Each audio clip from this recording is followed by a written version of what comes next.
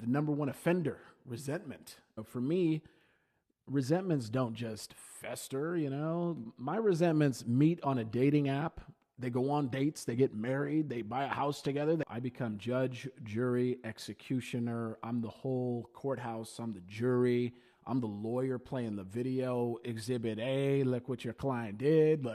Hello and welcome to Pray with Nate. My name is Nate Pilot, but you probably knew that because only my friends are watching this right now. But welcome nonetheless, and thank you for joining me. And, I've been thinking of subjects of videos that I wanted to make, and I had a perfect bit of inspiration today because I was driving down my own block in my neighborhood, my quiet little neighborhood here in Woodland Hills, California, and I was getting tailgated by a soccer mom, and I started getting upset.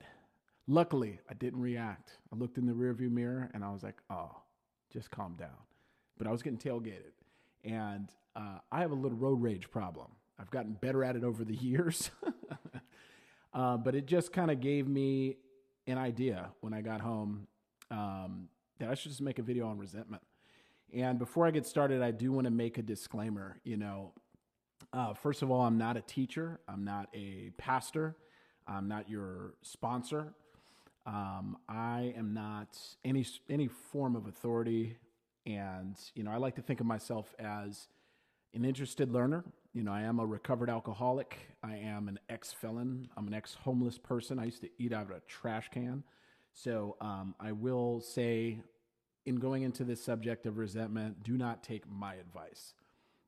I would always suggest that someone consults with God first, and then their sponsor, and then their fellows, or your spiritual or godly counsel, whoever God's placed in your life, to advise you or instruct you on matters such as how to handle resentment, for example. Go there. I'm just here to kind of exchange notes with you about things that I've found to be helpful in recovery and also in my faith in dealing with one of the big book calls it the number one offender, resentment. So, and I kind of think of resentment as a few things, resentment, anger, wrath, one thing kind of gives birth to another. But I wanted to talk about not just the state of resentment or having a resentment or harboring a resentment, but also what that gives birth to. What that does to my spirit. If you're in recovery, you already know this word very well. You probably hear your sponsor talk about it all the time. You probably hear your fellows talk about it in meetings. Resentments. We know it very well. Some of us drank over resentments. Some of us relapsed over resentments, and relapse for a lot of us means death. Retrogression can spell death for us, as it says in the big book in Keys to the Kingdom. So resentments are dangerous. The number one offender, I completely agree. The foe that I'm up against most often is resentment, for sure. As believers in recovery, I do believe that we're not just fighting against substances. We're not just gritting our teeth and balling our fists, trying to resist, taking the next shot or taking the next shot in the arm. I point to Ephesians 6. I love Ephesians 6. Let's read it. For our wrestling is not against flesh and blood, but against the principalities, against the powers, against the world rulers of this darkness, against the spiritual hosts of wickedness in the heavenly places. When it comes to resentment, I almost feel as if it can attack at any time. If you're a seasoned alcoholic in recovery or not, you know what I'm talking about. I can wake up in the morning in resentment. I can be in the shower, and what starts playing in my head are sometimes phantom resentments. That's what I call it. When you start replaying that argument that you had, and man, I wish I would have said this. Or that disagreement that you had with a spouse, maybe, or maybe a client didn't do something that you wanted them to do, or in extreme examples, maybe you had a road rage situation, maybe you had a physical conflict. Some people say like resentment is like drinking poison, expecting the other person to die. Here's a good one I found. Resentment is unresolved anger that we rehearse over and over and over again. One of my favorite quotes from the big book is on page 66. If we were to live, we had to be free of anger. The grouch and the brainstorm were not for us. They may be the dubious luxury of normal men, but for alcoholics, these things are poison. I agree wholeheartedly with that. In 12-step recovery, we're fairly familiar with what a resentment is. And I wanted to dive into why harboring resentment can be not only spiritually unhealthy, but also propagate self-harm and harm unto others, and present a lot of danger, a lot of spiritual sickness, just something that I hope we can avoid like the plague, but I don't think I'm going to live the rest of my days without copping some kind of resentment at some place, thing, or person. So if you've worked step 5 with your sponsor, you've likely sat down with another person and you've likely laid out that list of things that you thought you were going to go to the grave with. And a big part of that was probably talking about your resentments. Now, when I first laid out my list of, justified and reasonable resentments, I mean, come on, shouldn't I be resentful at my dad? Like he abused my mom and, all that. My sponsor really stumped me when he asked me. This is the first time someone had asked me anything like this, where it just froze me in my tracks. He said, "Well, Nate, what was your part in it?" And I almost got offended. I was offended, and for good reason. I think at the time, or when he said that, I was talking about my resentment against my dad. I felt like he was a coward because, he used to beat my mom and he had abandoned the family and eventually hung himself in Santa Rita County Jail in Oakland. So I had a lifelong resentment against my father. And when he asked me that question, what was my part in that? It was offensive because I was so young. I had rarely seen my father except for maybe when I was like 4 or 5 years old, when he was on parole and he had lost custody, and he was granted visitations. And those were my last memories of my dad, other than like letters that he would send from like Folsom or Corcoran Prison or, San Quentin. So I was a bit offended that I was asked what was my part in it, until I stopped for a bit and kind of began to play the tape through. It's like, what part did I really have? What part could I have other than harboring the resentment itself? Because it had caused me a lot of harm throughout my life. And through recovery and through faith, I've come to understand more about how exactly, my father's actions not only harmed me, but also my resentment for my father and my judgment and condemnation for my father caused ongoing harm. There's a passage I want to share from James chapter 1, 19 through 21. My dear brothers and sisters, take note of this. Everyone should be quick to listen, slow to speak, and slow to become angry, because human anger does not produce the righteousness that God desires. Therefore, get rid of all moral filth and the evil that is so prevalent, and humbly accept the word planted in you, which can save you. I often think about that. That my anger, my human anger, does not produce the type of righteousness that God desires. Because what I understand about myself and my anger, and I do suffer the defect of wrath, I become the adjudicator. I become judge, jury, executioner. I'm the whole courthouse. I'm the jury. I'm the lawyer playing the video. Exhibit A, look what your client did. Like, straight up. I'm through the whole process. I'm everything except for the defendant. Later, I'm the defendant. When I start guilting myself, that's when I'm on that side of things. But I try to replace God in the seat of judgment. This can be very dangerous because I'm looking through a corrupt lens. If I'm seeing reality through non-reality, which is usually however I'm feeling at the time, fueled by my defects, then I'm seeing through a corrupted lens. I cannot be seeing clearly. And that's a very bad place to start when figuring out how to respond to a situation. That's an opportunity to probably stop and filter whatever I'm feeling through God, through a fellow, etc. I grew up in a very violent home. I grew up in a violent home in a violent neighborhood. I'm talking in the projects of the Fillmore District of San Francisco, California. And even after we left the projects, our home itself was violent. The violence from my dad kind of trickled down to my big brother, my sister, and me. I was the youngest. So I grew up fighting, my big brother, he was 6 years older. The home was dangerous. We got taken out of the home and put into foster care. That was dangerous too. In foster care, I was fighting grown-ups. I was 12 or 13 years old fighting grown-ups. And I would run away. I would run away because I wanted to be back at my mom's house. And that's when I was running the streets. I was running the streets of the Tenderloin, Oakland, San Francisco, all over the place. And then it was juvenile hall, always on my guard, getting in conflicts behind bars as a kid. And then later being released back on the streets in a whole different situation. After a couple of years of it being incarcerated, things changed. Later on in my life, in and out of county jail, homelessness. These are places in which if I'm harmed and I don't retaliate, that'll typically bring on more harm. The best preemptive measure to take to prevent harm is to preempt a threat. So in these situations, in these settings, that's what I was scanning for constantly. Threats. That mode of thinking or living or behaving or those instincts don't really apply in the real law-abiding world.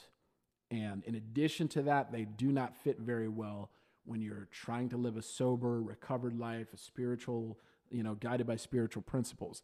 They come into conflict all of the time. And that's an unfortunate reality that I've come to understand, is that a lot of those things in me are not all the way gone. So honestly, it disturbs me.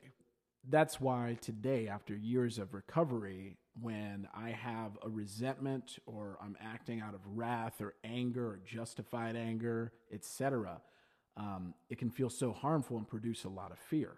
Fear that I can't change, fear that no matter what I do in recovery and with my faith, I'm eventually still going to go back to jail or prison and end up dying or killing myself exactly as my dad did. That's something that haunted me for many years.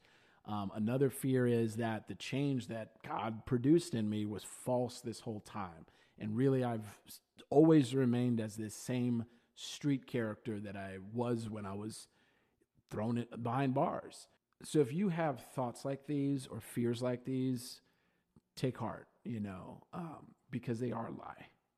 They come from the enemy, and by their nature, they're false. The key point is that defects used to work for us. Even resentment. Resentment probably used to feel at some point in our lives like protection. However, now it's transformed. Now it's become something harmful to ourselves and everyone around us. I'd argue that it was never actually good, but it just worked for when I needed it. So what are the spiritual consequences of harboring deep resentment, or any resentment rather? I'll speak for myself. I think one of the consequences I suffer is a hardening of the heart, for sure. My heart hardens. I become more callous. I'll reject my own convictions, and I'll just become so stored up, building like this case file of just justifications for my resentment. I'll convince myself so well resentment is justified if I don't attend to it the proper way, that it won't even feel wrong to me. It won't even feel wrong for me to think of somebody and immediately think of just pernicious thoughts, hateful thoughts. I'm sure a lot of us know this from if you've ever experienced a breakup, right? I just went through the worst breakup of my life within the past year. And it took me quite some time. Initially, I was like, okay, I'm going to pray for her every single day. I'm going to forgive her every single day. And it just didn't happen like that in my own heart. It was a constant effort. I'd even forget about praying for her for weeks at a time. And then, all of a sudden I'm like, why am I so resentful? Why am I still thinking about her part instead of my part? And why, when I think about my part, am I condemning myself rather than praying to God, who doesn't even condemn me, So there's it's very, very tricky. And the main point I want to bring back is that when I'm in resentment, when I'm in wrath, when I'm in anger, I'm looking through a very corrupt lens. Nothing's totally true. It can't be. It's not the whole reality. I've come to be of the conviction that forgiveness is not just, it's not an option. It is very much something that I'm commanded to do. I'm commanded by God to do. It's not only just given as instruction or commandment, it's also, it's a way that I take part in stewarding God's creation. Whatever place, person, or thing I'm resentful at is a part of God's creation. They're also, and if it's a person, that's a fellow son or daughter of God. For the example of a breakup, in my worst moments, in my resentful moments, I wasn't thinking of my ex as a daughter of God. I wasn't thinking of her as a fellow sufferer, a fellow broken person in need of a savior. I was bereft of compassion. I was totally justified in my self-righteousness and consumed in my anger, not seeing clearly. And that's not how I can afford to live. So again, I don't believe forgiveness is optional. I do believe that it is central, it's integral, and it's a commandment. I do believe that ultimately it produces an objective good in my life and the lives of others when I forgive. It really, really hurts. It hurts my pride, man. One of my other favorite defects, man, it hurts that pride to forgive or even to make amends. But that's exactly the point. Is killing the part of myself that's false.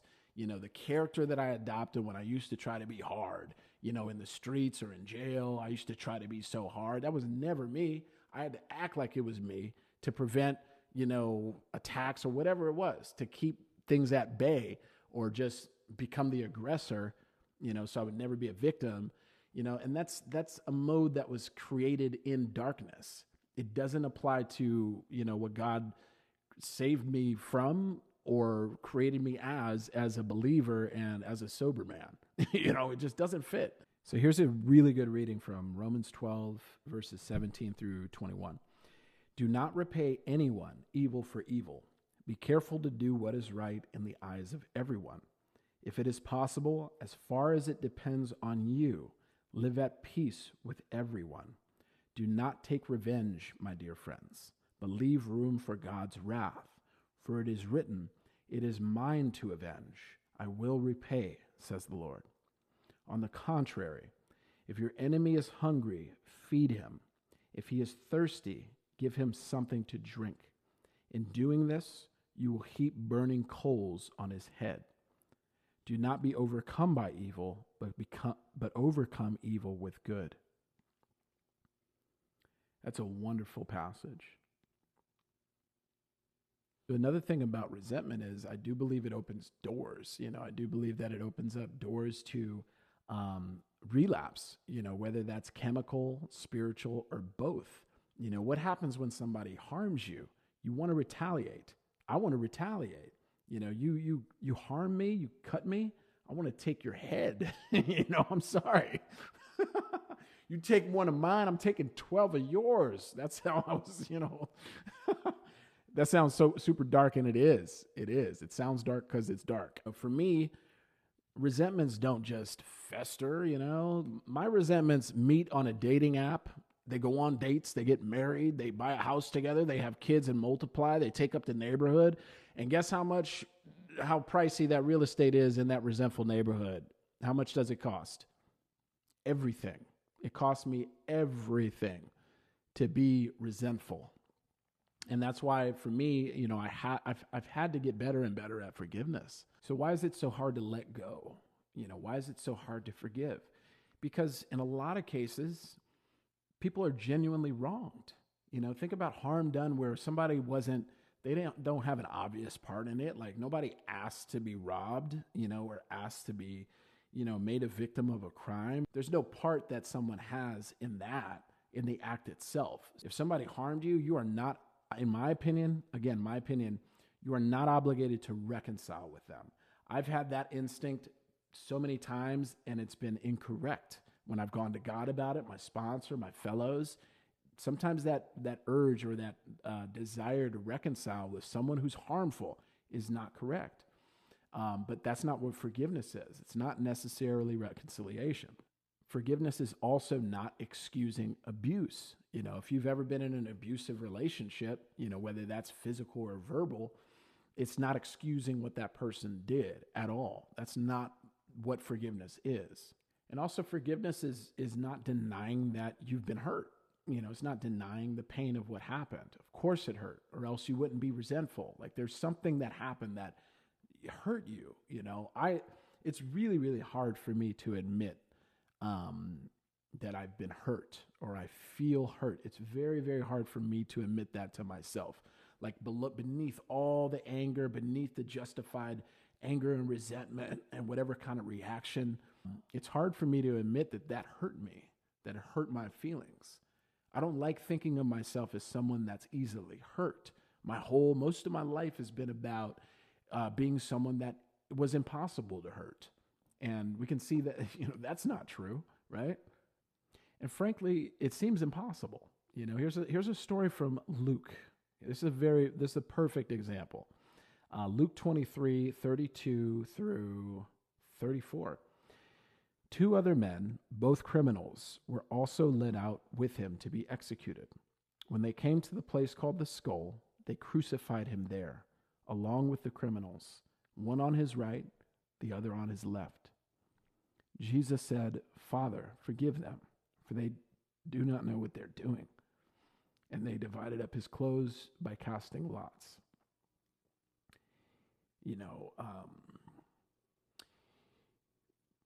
You have Jesus, and he's up there with criminals, criminals that were guilty of a crime and being executed. It wasn't a light thing to be executed by crucifixion in ancient Rome, for the state to go through all that effort on such a costly and slow death. There was a reason why you were up there hanging on that cross. It was more than just they want you dead. It's more than just capital punishment.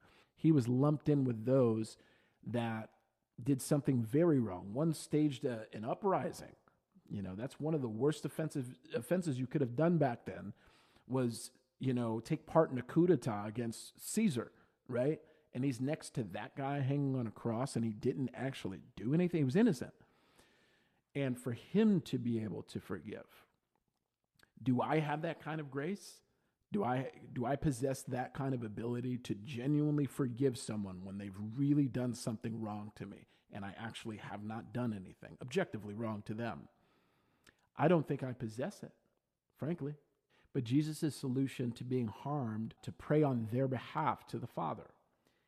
And again, when it comes to grace and mercy, I personally am not the possessor of grace and mercy. But if you're a believer like I am, the Holy Spirit resides in us. And when those things appear, they're a result of God, not me. Because of my own flesh, I still want to retaliate. Unfortunately, of my own flesh, I still love to fight. I want to fight. If you're a man and you do something to offend me and I feel physically threatened by you, I would like to fight you. I'm sorry. I know that sounds crazy. Hey, if you guys know me, you guys know I'm not the hotbed of mental wellness, all right? Forgiveness is not something I do naturally. So in my opinion, there's a reason why Jesus is called the bread of life. When I think about the exiles in the desert, nothing to eat, manna raining down in the desert to feed them every day, fresh every single day, the bread from God. Why is he called the bread of life? Why did he give us the Lord's Prayer? Give us each day our daily bread. Because every day I need to adopt and put to use what he's given me in these spiritual principles, in the way that he lived, in the way that he forgave. I need to put that to use every day, or I am on the road to spiritual death. And I know what that's like. Now, here's the thing. Do I forgive every day? Absolutely not. Do I forgive every time I'm resentful? No, because you know why? Some days I'd rather steep in my resentment. Some days I'd rather feel self-justified. Now, what happens as a result of that? I pay the consequences every time, whether it's obvious or if it's not, whether it's in a short period of time, like immediate consequences, or if they're long suffering. I pay the consequences. And knowing that, does that make it so that I don't get resentful? Unfortunately, no. Like I told you at the beginning, I'm not a teacher. I'm still somebody that, I'm an ex-felon homeless guy that used to put meth up his nose. I'm somebody that's still very much trying to get this stuff down. Now, the good thing is that I have the perfect teacher, which is Jesus Christ. That's the only thing that makes any of this possible, right? So in thinking about forgiveness, if I'm thinking that forgiveness must be done daily, Like forgiveness has to be my bread if I'm resentful. How do you do it? And again, don't take my practices. These aren't even mine. They were passed to me by somebody, another imperfect alcoholic. So don't take my suggestion. Talk to God about it. Pray about it. Pray about it in the Spirit. Read about it. Read about how Jesus said to handle resentment and forgiveness, right? But one thing that I've learned to do is something I call PMI, which is prayer, meditation, and inventory. Now, when it comes to the inventory section, as recovered alcoholics, if we've worked all 12 steps, then 10, 11, and 12. Steps 10, 11, and 12 are what we're doing daily. So if I'm taking inventory, I need to write down who it is, what happened, what's the situation, what they do, what they do. Also, what it affects in me. Did it affect my feeling of security? Did it affect my spiritual well-being, my emotional, my sanity, whatever, my pocketbook? Write down what it affected in me. Also, I like to write down, of course, my part. Did I step on the toes of my fellows? Did I do something to elicit this kind of response? What's the contrary action? What kind of action am I going to take against this? Am I going to pray for this person? Am I going to make amends? What kind of contrary action is warranted? And again, that's where we want to seek the counsel of God, our sponsor, and maybe some of our spiritual counsel. I want to be very careful on this subject of prayer. Again, I'm not anyone to instruct you. I'm not a teacher. I'm not a theologian or 12-step expert. But I want to be careful with the subject of prayer because I personally have always had a problem with those who pray for people they're frustrated at in a way that's condemning. Like, oh, Lord, I pray for Martha. I hope she gets it together and finally realizes I was right and comes to apologize to me. To me, that's trying to get God on the team of my own self-will. That's trying to get God to agree with my resentment. And I personally don't agree with that. Or when you're in an argument with somebody and they're like, I'm going to pray for you, as an insult or something. It's like, oh, you going to pray for me? What? So I don't believe in that kind of prayer. I believe, and I'll use my breakup as an example, because it was spiritually and emotionally significant. I began praying every single day for my ex. And the way that I would pray for her was as someone that I still loved, because I still do, in a different way now, more as like, a fellow sufferer. But I would pray for her as a daughter of God. I'm a son of God. She's a daughter of God, like God's special prized possession, in terms of that's his child.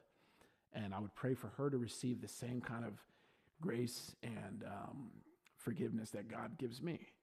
And I noticed that the more I prayed for her in that way, the softer my heart became toward her.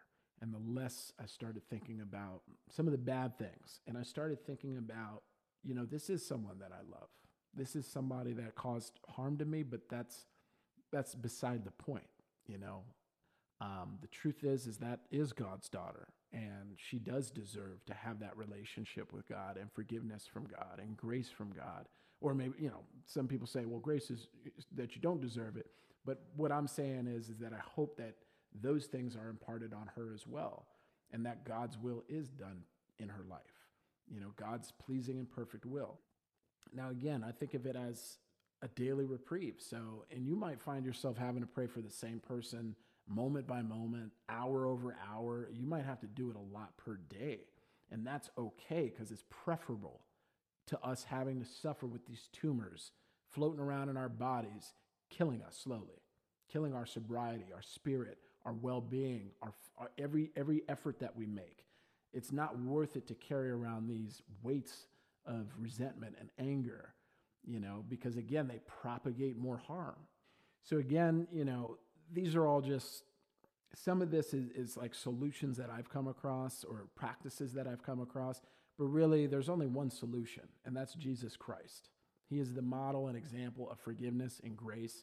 Don't look to me. Don't look at yourself. Don't look to the other person. Don't look at any person, place, or thing as a model of something perfect, which is forgiveness. Forgiveness given by God. Look to Jesus. And as a matter of fact, here's a very good story. The parable of the unmerciful servants. This is really good. Then Peter came to Jesus and asked, Lord, how many times shall I forgive my brother or sister who sins against me? Up to 7 times?